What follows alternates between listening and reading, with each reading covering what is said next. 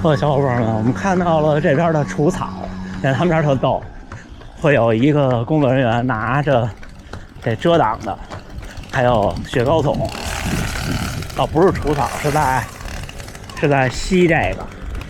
这边是除草，那夏天草都长得茂盛了，看。大家伙早喽！4月28号星期一了。昨天看没看伦敦马拉松？还是挺激动的。我想了好多。咱们今天就借着昨天的伦敦马拉松，继往开来一下。对，顺便做个预告，明天要停更一天，因为明天上午要去长居公园的田径场去参加我人生中第一次相对正式的场地赛5000米。身体状态一般，因为刚完成一个超马，会有一些轻微的小的不适。所以明天就是第一次试试水，也是第一次穿钉鞋跑场地，先去体验一下。主要是规模比较小，没有外国人，但是我的语言能力还做不到。但是明天大河源先生也去，我会在屏幕上把那个明天的名单，就官网都有公开的名单啊、规则啊什么的贴出来，特别有意思。他要求就是你别看比赛规模不大，你要的成绩水平不高，但是规则还是特别的，怎么说呢？特别的专业，还有验鞋的步骤，然后还要领那个贴在腰间的那个号码布，要贴那个的。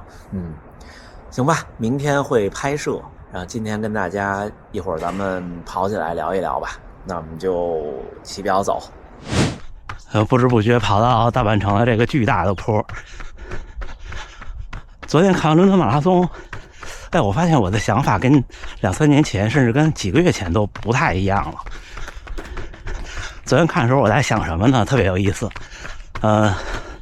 我参加伦敦马拉松是2018年，那一年吉普乔格也参加了，他是冠军。我就想，我看到最后那个快到终点之前的地下那个隧道，我想我当年到这儿的时候，我已经几乎半走路的走了10多公里了。那年是刚过半程，就瞬间就不行了。然后我还想什么呢？我想那年大家都在穿什么鞋？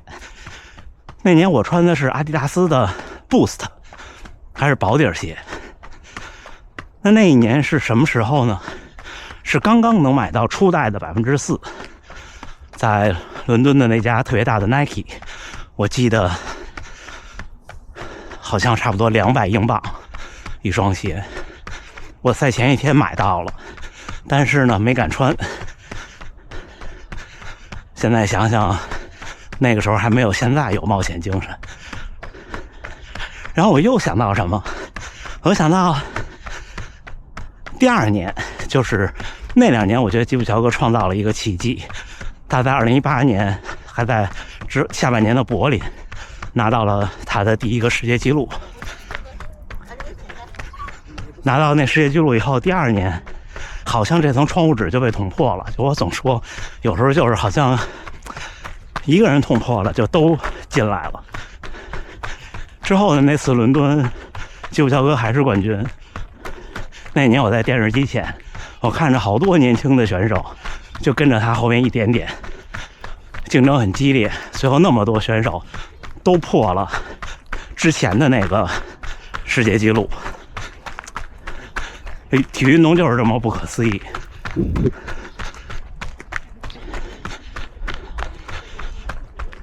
然后我就猛地一想，说那一年是哪一年呢？不，那一年是2019年，今年是2025年，时间太可怕了。但是为什么我说我想法变了呢？是因为我突然发现，就我自己一个马上就40岁的老将，明天要去跑场地赛了。虽然我已经没有年轻时候那种冲劲儿，说就跟原来是运动会一样，说我要去拼命，我是去体验。但是我觉得普通人好像和年龄的这种较量，没有专业运动员那么的厉害。以前我看到专业运动员，看到我一直很关注的运动员老去，看到他们慢慢的丧失了在比赛中争夺第一的能力和什么呢？和心态，对，甚至有的运动员丧失了争夺第一的勇气的时候，我那时候是失落的。其实我是一个容易悲观和感性的人，但是昨天看完以后，我觉得那场比赛的感觉很不一样。我好像是第一次从运动员，从基普乔格这种运动员身上看到什么叫做人们嘴上总说的那么一个词，叫优雅的老去。当然对他来说老还是有引号的，并不老，只不过对于马拉松这种要争夺伦敦马拉松冠军这种极限的运动来说，事实上是年龄已经不合适了。就像赛前他接受采访说的那样，他说年轻人肯定比他强，他不可能比自己以前强了。那是这样的，但是我又在想，我说那这个东西其实你看昨天他跑了2小时05分多，那也很厉害了。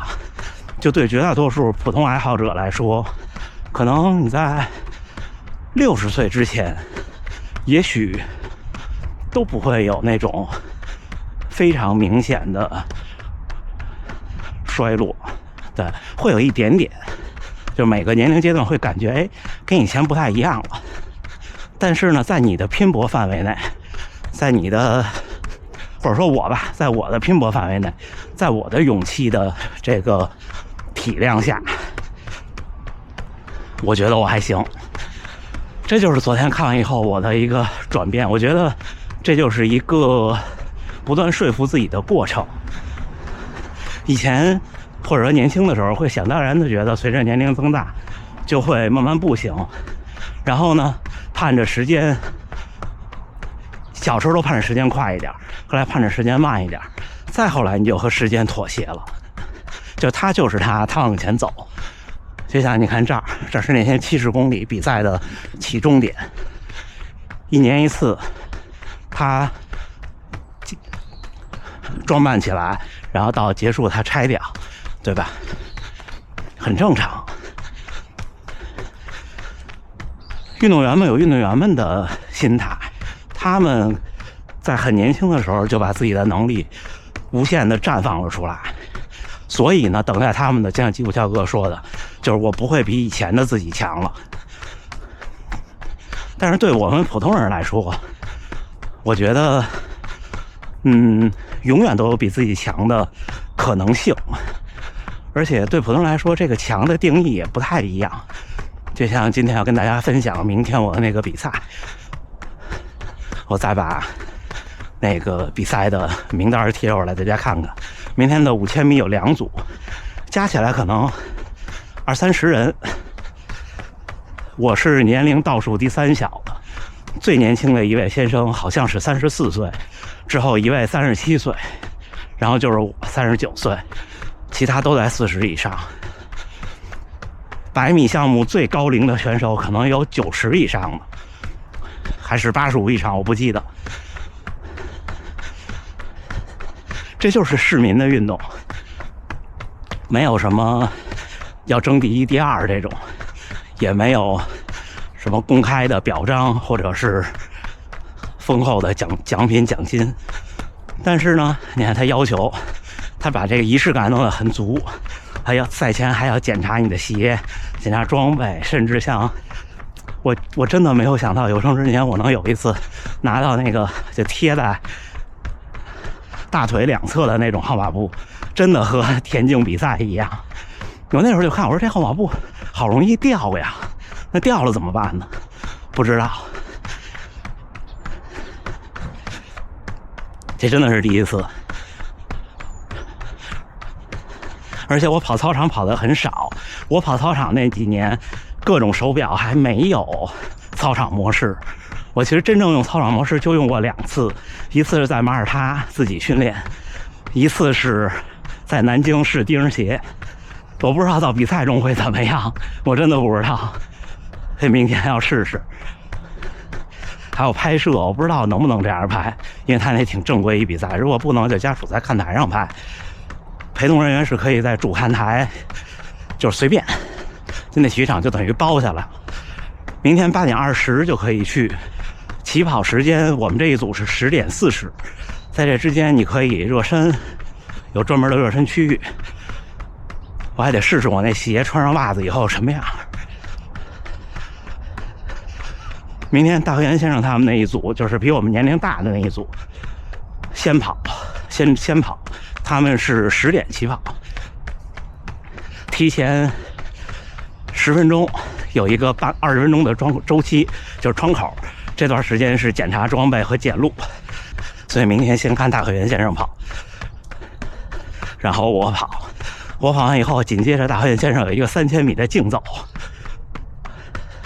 等看看他竞走完，我们就去吃午饭就离开了。还有田赛呢，有跳高、跳远、撑杆跳、3级跳，还有投掷类的比赛。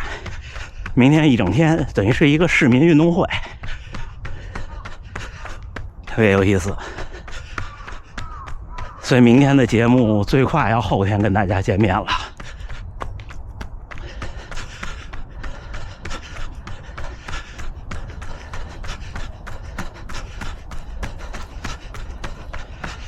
今天就跟大家分享心得。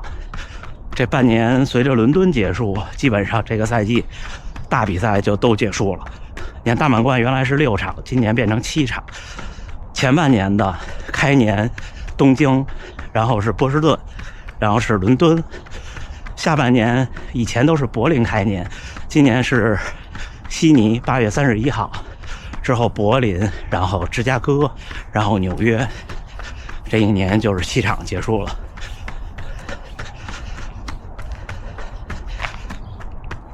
今年还是会多参赛，争取下半年能够去跑北京。行吧，我今天还约了观众，6点45在烘焙店门口。那咱们就待会儿再聊。是您联系的我吗？你介意被拍到吗？可以。方便给大家介绍一下自己吗？跑步多久？